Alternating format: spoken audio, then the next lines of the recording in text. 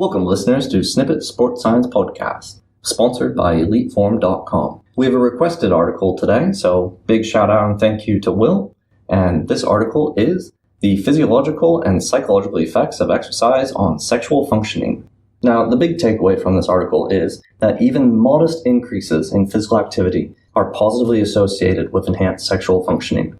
Sexual functioning is also strongly linked to overall health, supporting the usefulness of including sensitively presented information about the benefits of exercise and being physically fit as it relates to sexual functioning in adult health education curricula. Gender and age differences, physical self-concept, and well-being have also emerged as important factors when considering the links between physical fitness, sexual functioning, and overall health. This is quite a comprehensive review article, and what they've said here, the evidence-based understanding is required to more fully appreciate how and why physical activity and physical fitness, defined as cardiovascular endurance, muscular strength, muscular endurance, flexibility, and body composition, are associated with overall health across the adult lifespan. For the purpose of this research that was done for this article, they focused on the links between physical fitness, sexual functioning, and overall health. Longevity, quality of life, and successful development and aging are closely associated with physical activity and physical fitness. Those who are more active and fit physically tend to live longer, have a higher quality of life, and develop successfully as opposed to those who lead a sedentary lifestyle. Inasmuch as the benefits of being physically fit across the lifespan seems clear, this is a tough to reconcile considering the US, UK, European, and Asian obesity epidemic. This is a really relevant paper. Absolutely. And sex is another one of those things, similar to exercise and diet, that it's very difficult to speak to people about in an empirical setting because everyone does it.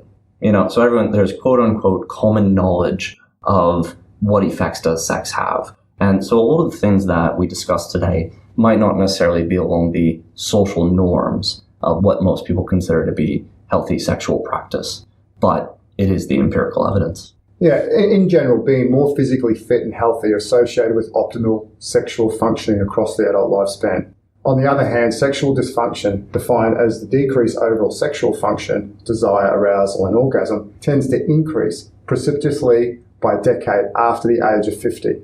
Sexual dysfunction, such as erectile dysfunction, has been linked also to fewer hours of exercise per week, obesity, smoking, alcohol consumption, and television viewing time.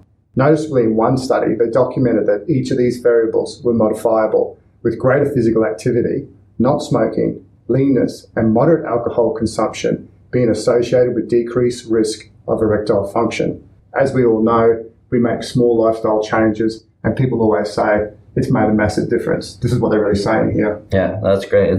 Anyone who's having issues with sexual functioning, I think, should feel very hopeful about the fact that most of these factors are modifiable. There are lifestyle changes that you can make to improve your sexual functioning. Exactly right. Sexual dysfunction is clearly having a negative impact on an increasing number of individuals due to the rise of obesity and the lowered rates of physical activity. One study suggested that the lifestyle risk factors for erectile dysfunction are similar to those risk factors for life-threatening conditions such as heart disease and stroke. Thus, diagnosing and acknowledging sexual dysfunctions can be a vital tool in the early detection of cardiovascular disease and diabetes. Adult healthcare professionals would seem to be the ideal partners in community efforts to skillfully create awareness and a sense of what to do about these issues. A lot of the connection between physical fitness and sexual function is mediated by people's self-image. As someone becomes more physically fit, they become more comfortable with themselves and are then able to have improved sexual functioning. So, for example, it's reported that overweight individuals are more likely to report apprehensions about nudity, and that a higher body mass index can result in avoidance of sexual situations. Dissatisfaction with physical appearance can result in sexual problems. And so by being more physically fit, we can improve the satisfaction with our physical appearance. In addition to the psychological detriments, there are also physiological consequences. For example, high levels of body fat inversely impact testosterone levels, which affects both sex drive and orgasmic function. Sexual dissatisfaction and sexual difficulties are common among individuals with excess weight. Both overweight and obese women and men reported decreased sexual desire. For men that had a body mass index greater than 28.7, there was a 30% higher risk for erectile dysfunction. And in fact, 75% of men with erectile dysfunction were classified as overweight or obese. very strong relationship there. Half of obese men reported difficulty with sexual performance, while over 40% recorded problems with sexual desire. A third of women found that they usually or always experience sexual difficulty with sexual performance. Similarly, 40% of obese women reported that they did not enjoy sexual activity. Overall, the relationship between adult self-concept and sexual function is yet to be established. However, low self-esteem often leads to risky, promiscuous sex practices. Interestingly, sexual behavior is not based on an authentic sexual desire in these individuals, but rather on a fear of rejection, loneliness, and abandonment. With respect to gender and sexual behaviour, men recounted more uncontrolled or unwanted thoughts about sex than women. Men were more likely also to report greater erotophilia, which assesses an individual's disposition to respond to sexual cues, or more frequent sexual daydreaming. One study asked undergraduates to count the number of times they thought about food, sleep, and sex over the course of a week. Men thought about sex more frequently than women, but they also thought more about food and sleep, indicating that men may have more thoughts regarding personal needs than women. The desire to have multiple partners is another indicator of sex drive. Another interesting fact here was that in one study, the responses from a nationally circulated survey found that men orgasm more than women. However, women can experience orgasms less than half, 49%, as often as men in habitual hookups, and only 1/3, 32%, compared with men in one-night stands. In monogamous relationships, men initiate sex 2 to 3 times as often as women, and women refuse sex more often than men. Regardless of the point in the relationship, men desire sex more than women. Men reported more sexual experiences and have more permissive attitudes about sex. Men are ready for sex early in the relationship, and they're more likely to claim that an unwilling partner is the reason for an inactive sex life. Sexual activity has tremendous benefits, both physical and psychological. However, these benefits are rarely explicitly discussed because promoting sexual activity for health benefits contradicts social norms. Intercourse has been found to have far greater physiological benefits than other. Hang on, can we use the word coitus? I don't want to After the Big Bang Theory, love the word coitus. I'm not going to use the word coitus. It's got it in it. I know, but I'm going to replace that with intercourse. Intercourse provides far greater physiological benefits than other sexual activities. This is likely due to a much greater rise in prolactin following orgasm. I actually thought this was quite interesting in relation to heat knowledge that we have. So it's a very common issue with firefighters that because one of the hormonal responses to heat, like sauna or being a firefighter in a fire, is actually prolactin. So number 2 is that growth hormone, but actually the greatest hormone response to heat exposure is prolactin. And so something that we find with firefighters in particular is that they have such high prolactin responses to being in a fire that they end up without any sex drive. Really? Yeah. So apparently firefighters, they're sex symbols in our society largely. You have posters and whatnot of them. But actually firefighters often have very low sex drives and it causes a lot of marital issues for them. Yeah, just the bit about prolactin, for that, because it's that satisfaction that prolactin causes. The sexual society creates a negative feedback loop. And the greater the relief and the greater the drop in sexual tension and craving. What they found is that when compared to masturbation, sexual intercourse prolactin increase is 400% greater.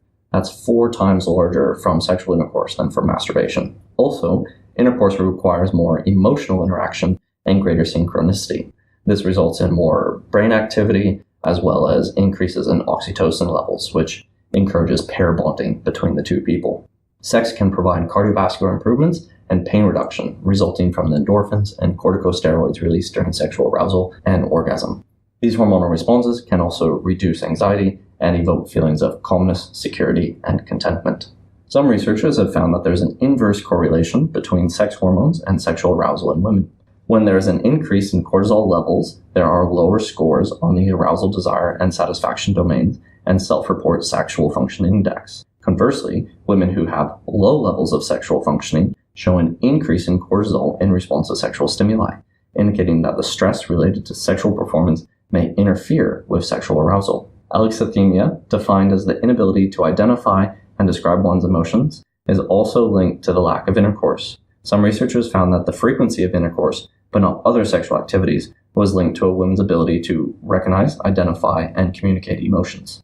Research has found that individuals who have sex 1 to 2 times a week have an increased immune system, as shown by immunoglobulin A. IgA.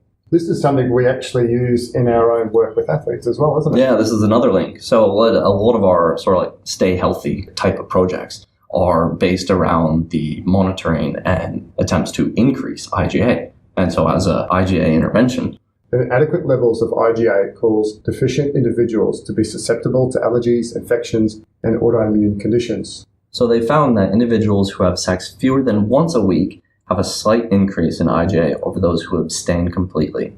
Those who have intercourse 1 to 2 times per week have a 30% increase in the levels of IgA. Intercourse 3 or more times a week does not provide any additional benefit.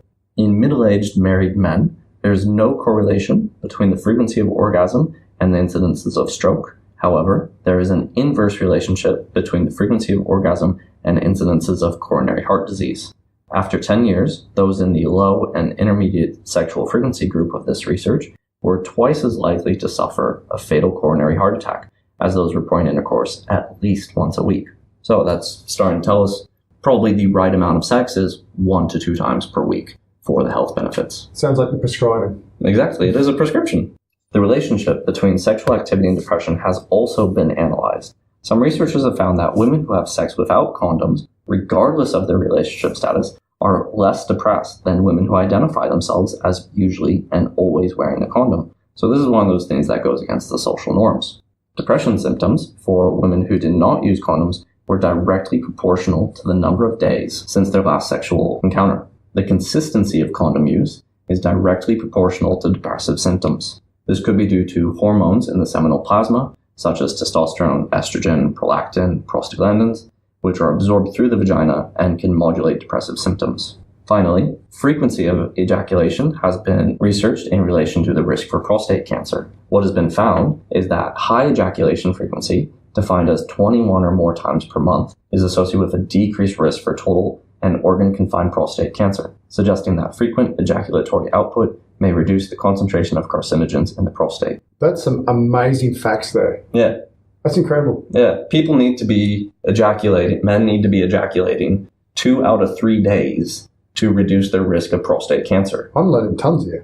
We have this huge stigma against ejaculation, against masturbation, and yet it's actually, you need to be doing it for your health. The next section talks about exercise and sexual function. With all our episodes, we all know that physical activity increases strength, endurance, body composition, and physical fitness. It stimulates testosterone, a libido-dependent hormone, and we've spoken a lot about the role of hormones or testosterone in performance, but it also has a role here as well, which triggers blood flow to the genital region, and also found that low levels of physical activity can keep sex organs in better working conditions. So significant correlations have been found between exercise and sexual function. There's lots of stories here, and I'm just going to give you little snippets.